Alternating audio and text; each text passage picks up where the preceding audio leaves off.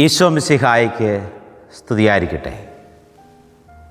സമയം അതിവേഗം മുമ്പോട്ട് പോകുകയാണ്. വലിയ നോമ്പ് ആരംഭിച്ചിട്ട് 3 ആഴ്ചകൾ കഴിഞ്ഞു.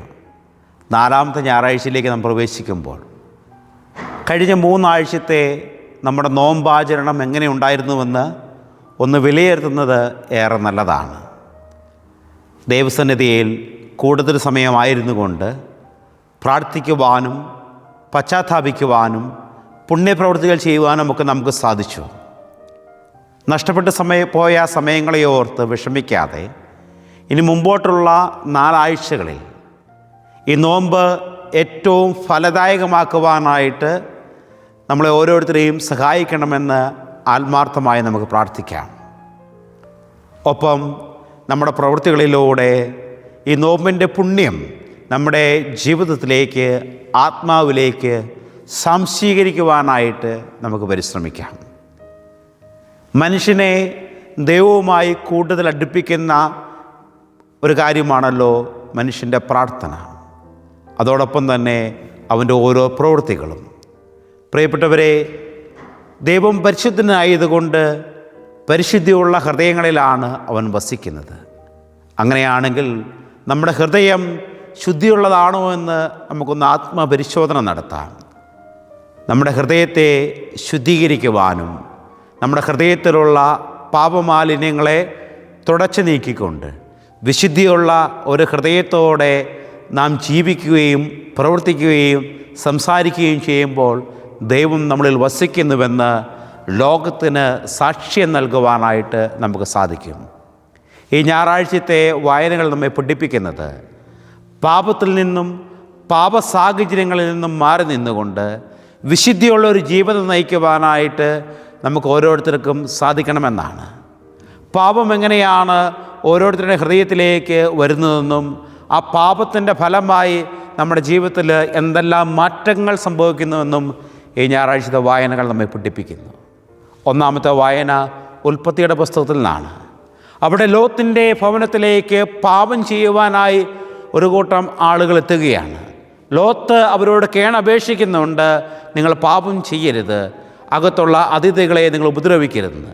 എന്നാൽ ലോത്തിൻ്റെ വാക്കുകൾ കേൾക്കാതെ അകത്തുള്ള അതിഥികളെ, ദൈവദൂതന്മാരെ ഉപദ്രവിക്കാനായിട്ട് പ്രവേശിക്കുന്ന ആ നാട്ടിലെ നിവാസികൾക്ക് ദൈവം കാഴ്ച നഷ്ടപ്പെടുത്തി കളയുകയാണ്.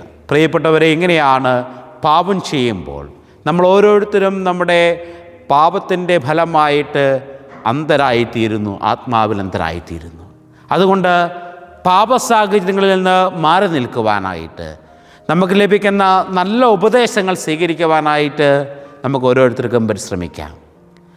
2ാമത്തെ വായനയിൽ നമ്മൾ കാണുന്നുണ്ട്, നാഥാൻ പ്രവാചകൻ ദാവീദിനോട് പറയുകയാണ്, 100 ആടുള്ളവൻ ഒരു പാവപ്പെട്ട ഒരാടുള്ള ഒരുത്തിൻ്റെ ആടിനെ തട്ടിയെടുത്ത് അതിനെ ബലി കഴിച്ച് സദ്യ കഴിക്കുന്നുവെന്ന്.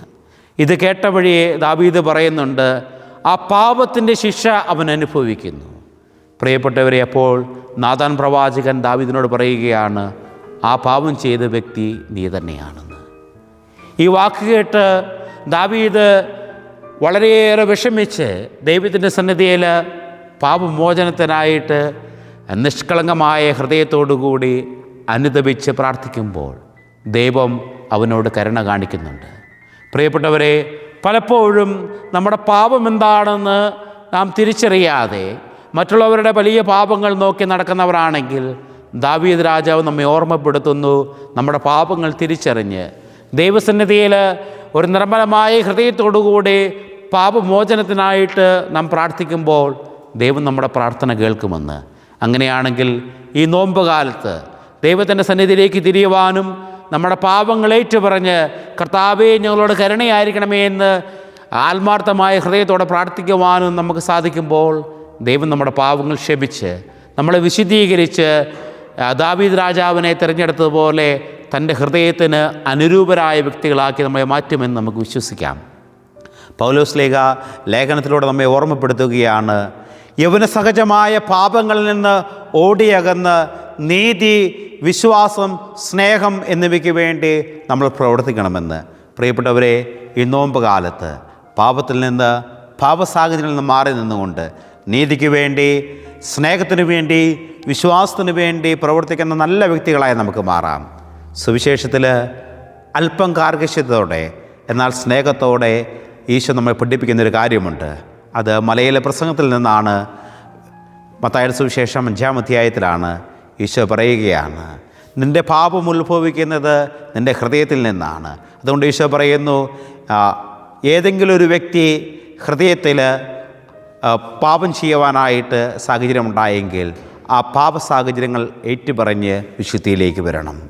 ഈശോ പറയുന്ന പ്രകാരമാണ്, വ്യഭിചാരം ചെയ്യരുതെന്ന് നിങ്ങൾ കേട്ടിട്ടുണ്ട്, എന്നാൽ ഏതെങ്കിലും ഒരു വ്യക്തി ആസക്തിയോടുകൂടി സ്ത്രീയെ നോക്കിയാൽ അവൻ ഹൃദയത്തിൽ അവളുമായി പാപം ചെയ്യുന്നുവെന്ന്. പ്രിയപ്പെട്ടവരെ, ഈശോ ആ കാലഘട്ടത്തിലുള്ള യഹൂദരായിട്ടുള്ള വ്യക്തികൾക്ക് പറഞ്ഞു കൊടുക്കുകയാണ്, പ്രമാണങ്ങൾ നിങ്ങൾ പഠിച്ചിട്ടുണ്ട് വ്യഭിചാരം ചെയ്യരുതെന്ന്, എന്നാൽ ആരെങ്കിലും ആസക്തിയോടുകൂടി സ്ത്രീയെ നോക്കിയാൽ അവളുമായി പാപം ചെയ്തുവെന്ന്. അതായത് ഒരു പാപം ആദ്യം ജനിക്കുന്നത് നമ്മുടെ ഹൃദയത്തിലാണ്. ഹൃദയത്തിൽ നിന്നാണ് അത് പിന്നീട് പ്രവൃത്തിയിലേക്ക് വരുന്നത്. ഇനി അത് പ്രവൃത്തിയിലേക്ക് വന്നില്ലെങ്കിൽ തന്നെ ഹൃദയത്തിലുള്ള നമ്മുടെ ചിന്തകൾ, നമ്മുടെ വിചാരങ്ങൾ അത് പലപ്പോഴും പാപകാരണമായി തീരുന്നു. അതുകൊണ്ട് ഹൃദയത്തിൽ വിശുദ്ധിയുള്ള ചിന്തകളുമായി നടക്കുവാനായിട്ട് നമുക്ക് സാധിക്കട്ടെ. ഈശോയെപ്പോലെ എല്ലാ വ്യക്തികളുമായി നമ്മൾ കൂട്ടിച്ചേരണം. പക്ഷേ പാപത്തിൽ നിന്നും പാപസാഹചര്യത്തിൽ നിന്നും മാറി നിൽക്കുവാനായിട്ട് നമുക്ക് സാധിക്കട്ടെ.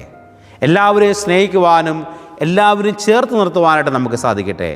ഈശോ പാപത്തിൻ്റെ കാഠിന്യത്തെപ്പറ്റി പഠിപ്പിക്കുവാനായിട്ട് വീണ്ടും പറയുന്നുണ്ട്, നിൻ്റെ കണ്ണ്, നിൻ്റെ കൈ നിനക്ക് പാപത്തിന് കാരണമാകുമെങ്കിൽ അത് ചുഴുന്നെടുത്ത് കളയുക. കാരണം നിൻ്റെ ശരീരം മുഴുവനും നിത്യ നരകാഗ്നിയിലേക്ക് എറിയപ്പെടുന്നതിനേക്കാൾ എത്രയോ നല്ലതാണ് ഒരു കണ്ണോ ഒരു കയ്യോ ഇല്ലാതെ നീ സ്വർഗത്തിലേക്ക് പ്രവേശിക്കുന്നത്. പ്രിയപ്പെട്ടവരെ, പാപത്തിൽ നിന്ന് എപ്രകാരം മാറി നിൽക്കണമെന്ന് പഠിപ്പിക്കുവാനായിട്ടാണ് ഈശോ പ്രകാരം പറയുന്നത്. അതുകൊണ്ട് നമുക്ക് ചിന്തിക്കാം, നമ്മുടെ ശരീരത്തിൻ്റെ ഓരോ ഭാഗത്തെയും, നമ്മുടെ ചിന്തകളെയും പ്രവൃത്തികളെയും ഒക്കെ വിശുദ്ധിയുള്ളതാക്കി മാറ്റുവാനായിട്ട് ഒരു വൈദികൻ എന്ന നിലയിൽ, ഒരു കുടുംബത്തിലെ നാഥൻ എന്ന നിലയിൽ, ഒരു കുടുംബത്തിലെ അമ്മ എന്ന നിലയിൽ, മകൻ എന്ന നിലയിൽ, മകളെന്ന നിലയിൽ നമ്മുടെ പ്രവൃത്തികൾ, നമ്മുടെ ചിന്തകൾ, നമ്മുടെ വിചാരങ്ങൾ, വാക്കുകളൊക്കെ വിശുദ്ധിയുള്ളതാകട്ടെ.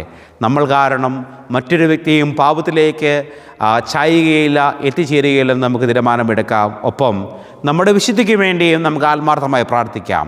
ഈ നോമ്പ് കാലഘട്ടത്തിൽ സാധിക്കുമെങ്കിൽ വിശുദ്ധ കുംഭാസാരം എന്ന കൂദാശ അടിക്കടി സ്വീകരിച്ചുകൊണ്ട് ഏറ്റവും വിശുദ്ധിയുള്ള ഒരു ജീവിതം നയിക്കുവാനായിട്ട് നമുക്ക് പരിശ്രമിക്കാം.